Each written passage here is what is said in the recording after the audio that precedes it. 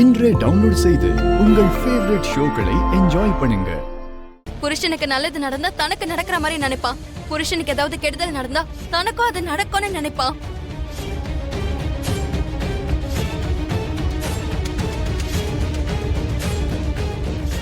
அப்படிப்பட்ட பொண்ணு நீங்க எவ்வளவு நாசுக்கா பாத்துக்கணும், எவ்வளவு பாசமா நீங்க பாத்துக்கணும்.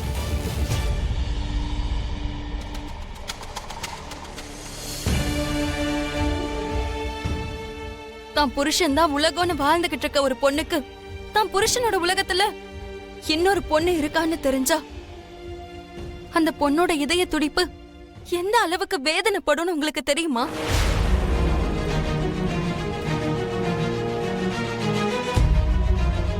கல்யாணத்துக்கு முன்னாடி உங்க பையனுக்கு இருந்த காதலை பத்தி உங்க மருமக கிட்ட நீங்க சொல்லல. அது நீங்க பண்ண முதல் தப்பு.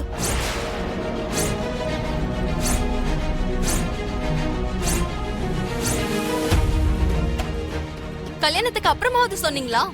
சொல்லல. அது நீங்க பண்ண ரெண்டாவது தப்பு. உங்க பையனோட வாழ்க்கையில இருந்து போன அந்த பொண்ணு திரும்ப வந்து உங்க பையனோடவே சுத்தும் போது அதுக்கு நீங்க ஆதரவு கொடுக்கறீங்க பாருங்க, அது நீங்க பண்ற மூணாவது தப்பு.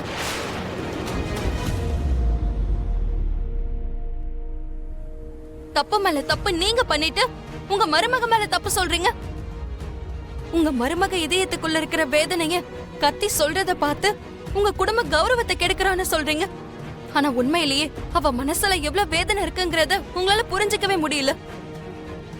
அட்லீஸ்ட் உங்க மருமகளாவது தைரியமா தன்னோட வேதனையை இந்த உலகத்துக்கு வெளியில சொல்லியிருக்கா. ஆனா என்ன மாதிரி ஆளுங்களா இருந்தா என்ன பண்ணிருப்பாங்கன்னு தெரியுமா?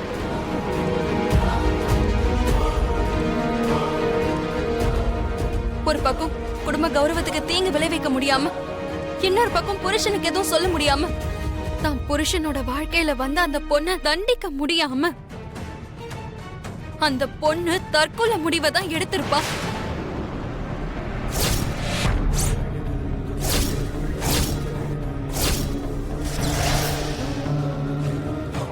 அப்படி மட்டும் நடந்தா அந்த புருஷனுக்கு மாமனார் மாமியாருக்கு வாழ்க்கை முழுக்க மறக்க முடியாத ஒரு குற்ற உணர்ச்சி இதயத்துல குத்திக்கிட்டே இருக்கும்.